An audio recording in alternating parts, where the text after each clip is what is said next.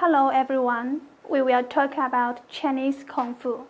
The objectives for this topic are to acquaint you with Chinese Kung Fu, to understand with you the underlying philosophy of Chinese Kung Fu, and to discuss with you the terms and expressions concerned in the field. For this topic, there will be 3 parts. You are going to learn some knowledge about the principles and characteristics of Chinese Kung Fu, the major schools of Chinese Kung Fu, and the fist fighting techniques of Chinese Kung Fu. Let's begin with the first session, the principles and characteristics of Chinese Kung Fu. Rooted in the war between men and animals in a primitive society, Chinese Kung Fu has a long historical development. During the progression, some philosophical theories were absorbed by various schools as principles.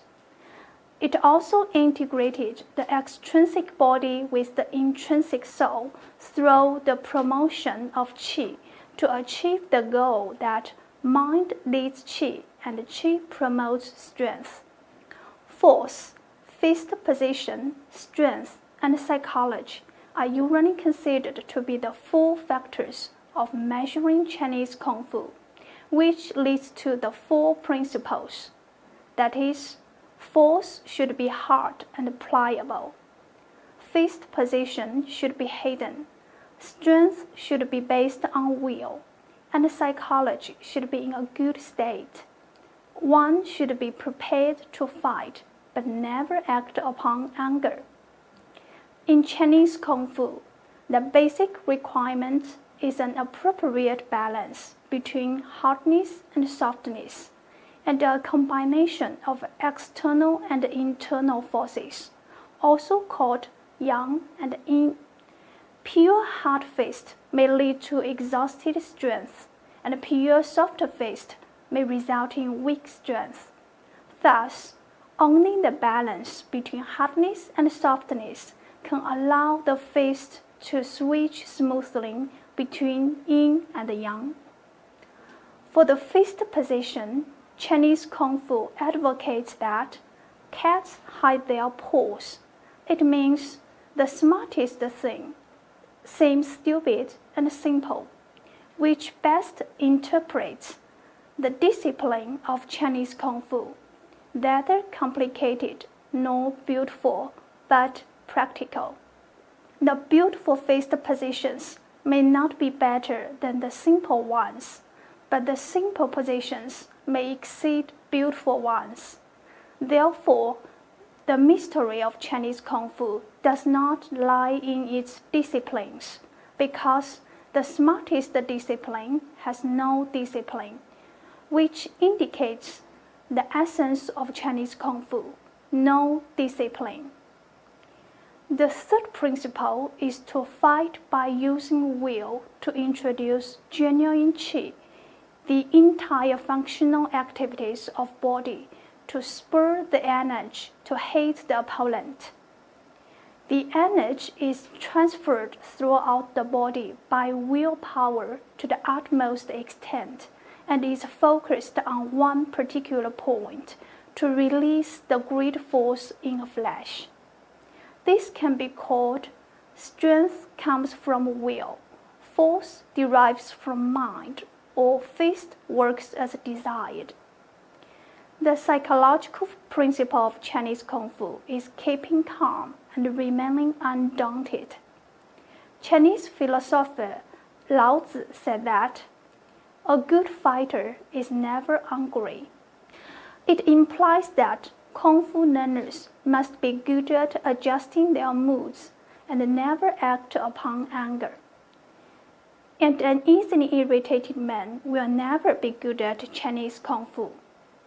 The 4 principles are deeply rooted in traditional Chinese philosophy. The philosophy also has contributed much to the unique characteristics of Chinese Kung Fu. As a treasure of Chinese civilization, Chinese Kung Fu is different from foreign combat techniques and is embodied by the cultivation of extrinsic and intrinsic values and the integration of body and soul. Chinese Kung Fu is systematic, though it contains many schools. All belong to a large and complete system. It takes the yin and yang and five elements theories as its philosophical basis. It regards harmony between body and mind and harmony between fist fighting and the law of nature as the ultimate destination. The theories on fist techniques are represented in a complementary integration of Confucianism, Buddhism, and Daoism, while the exercise of Kung Fu benefiting the internal organ mainly borrows ideas from traditional Chinese medicine and the Taoist practice of preserving health. Chinese Kung Fu is actually an ingenious blend of philosophy, medicine, the art of attack and defense, strategy and tactics, and practices of maintaining good health. All these constitute a large and profound theoretical system of Kung Fu. Chinese Kung Fu attaches great importance to gradualness, so a Kung Fu man has to follow a strict procedure and no shortcuts are recommended.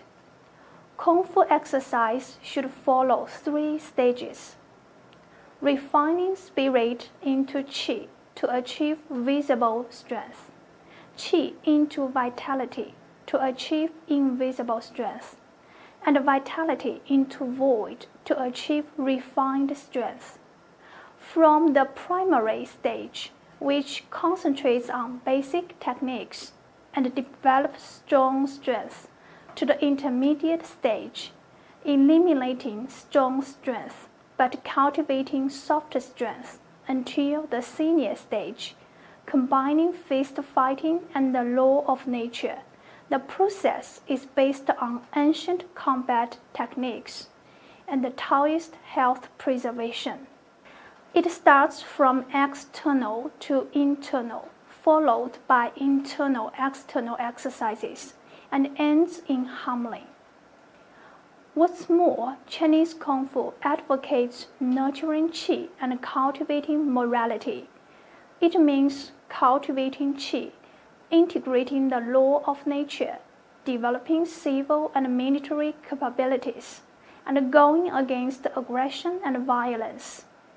Qi is harmonious with rationality and fist with law.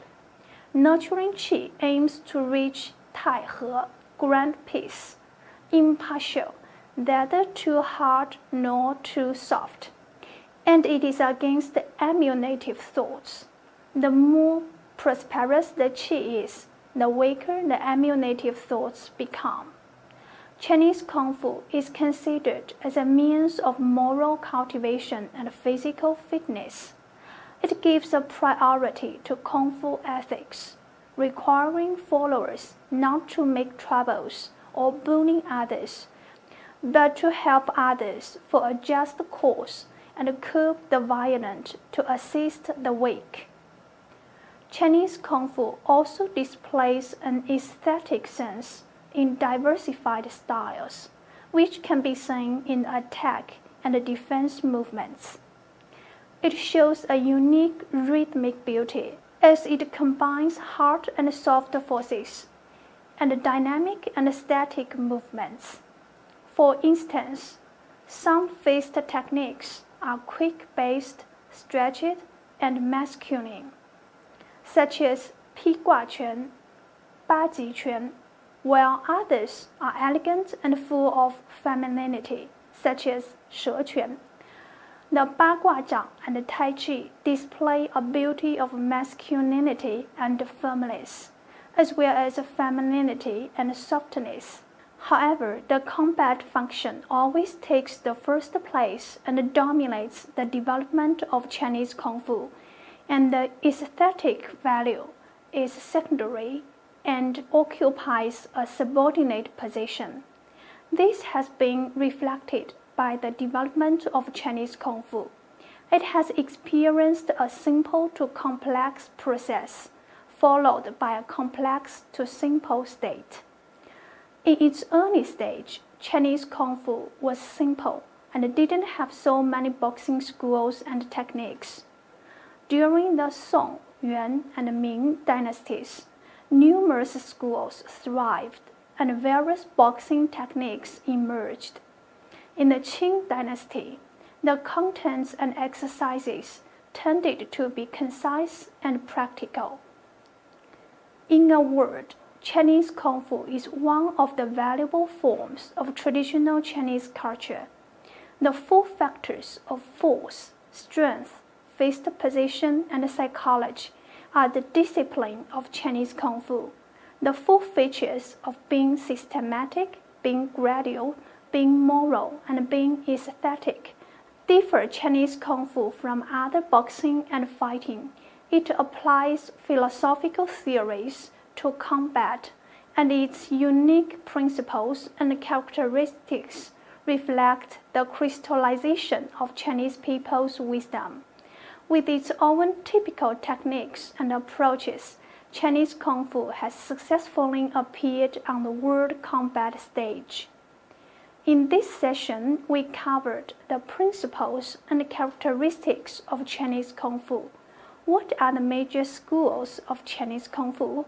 We will talk about that in the next session. Thank you for your attention.